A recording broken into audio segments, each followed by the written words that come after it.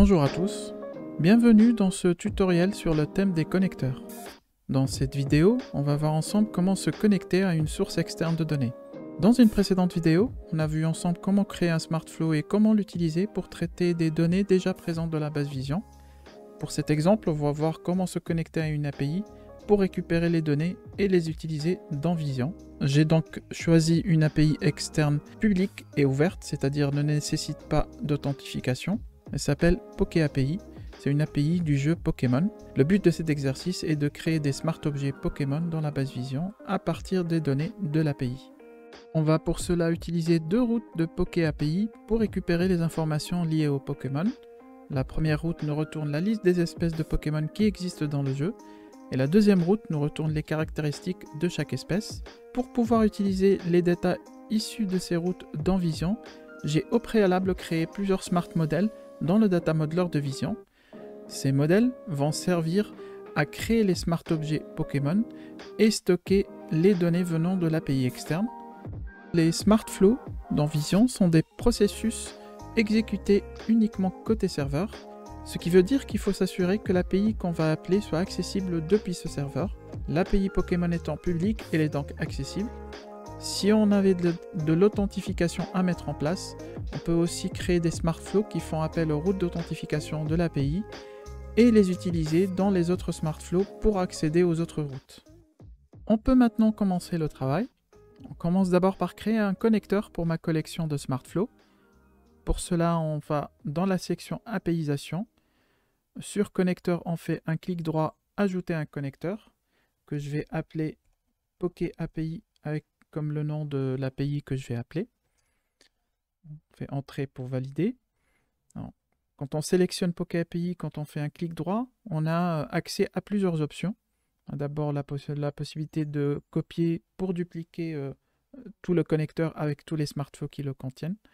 On a aussi possibilité d'ajouter un SmartFlow, de renommer ou de supprimer un connecteur, mais aussi d'éditer les paramètres.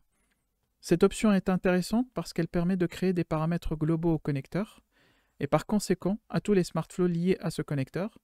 Ces paramètres sont en fait des variables qui vont être accessibles dans tous les SmartFlows.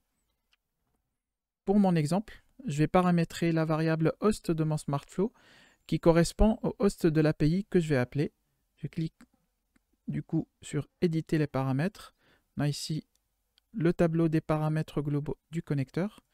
Je vais donc ajouter le paramètre host qui va contenir l'URL host de mon API. C'est https://.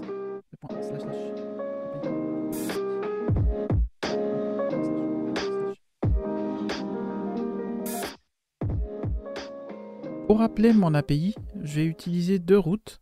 Je vais donc créer deux smart flows qui vont chacun de leur côté appeler une route de mon API. Je vais donc dans mon connecteur PokéAPI que je vais sélectionner, je vais faire clic droit, ajouter un smart flow. Premier smart flow qui va me retourner la liste des espèces de Pokémon.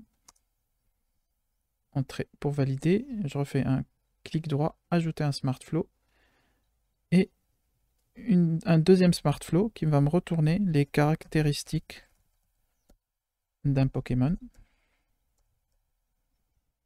Entrée pour valider. Je vais d'abord commencer par modéliser le smart flow liste des espèces. Je vais donc sélectionner mon smart flow pour l'afficher sur l'éditeur. Tout d'abord, je vais poser un premier nœud de départ pour le départ de mon smart flow. Pour faire appel à la route, on fait ajouter un nœud. On a un nœud qui s'appelle service. Ce nœud permet de faire des appels REST avec les différents verbes disponibles pour les appels REST. On a get, post, put, patch et delete. Ce nœud prend en entrée, en input, une URL. Et on a la possibilité de rajouter des headers et des paramètres et un body à ce service. Ce que va faire ce service, c'est qu'il va faire l'appel à cette route en envoyant les différents paramètres configurés et il va retourner un objet qui contient la réponse de cette route. Je vais commencer tout d'abord par configurer l'URL de la route que je vais appeler. Je vais donc prendre ici l'input et tirer ici, et je vais faire un texte formaté.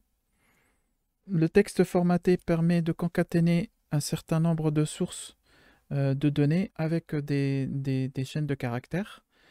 Je vais rajouter la source host qui est de type string. Et c'est là qu'on va voir l'utilité de la variable ou du paramètre qu'on a mis en paramètre du connecteur. Si je fais éditer les paramètres, on a la variable host. Cette variable va être accessible dans mon SmartFlow. Je vais donc associer à l'input du texte formaté la variable host, qu'on peut voir ici, host. Donc, ce que va faire ce nœud, c'est qu'il va affecter la valeur qu'on a mis sur la variable host à l'input du texte formaté. Ma route attend donc, bien sûr, le host en URL, plus le nom de la route. Alors, pour mon exemple, le nom c'est Pokémon. Donc, ce que va faire le texte formaté, il va concaténer la variable host avec la valeur Pokémon slash et il va retourner vers l'URL le texte formaté à partir de ces deux valeurs. La route Pokémon attend aussi deux paramètres en entrée. Je vais donc rajouter les deux paramètres attendus par la route. On a le premier paramètre qui est limite, qui est de type nombre, validé. Et un deuxième paramètre qui est offset, qui est de type nombre aussi. Ces deux paramètres vont nous permettre de faire de la pagination sur la route. Je vais juste faire en sorte que ma route me retourne au moins une vingtaine d'espèces de Pokémon. Sans offset, c'est juste les 20 premiers Pokémon qui existent dans mon API.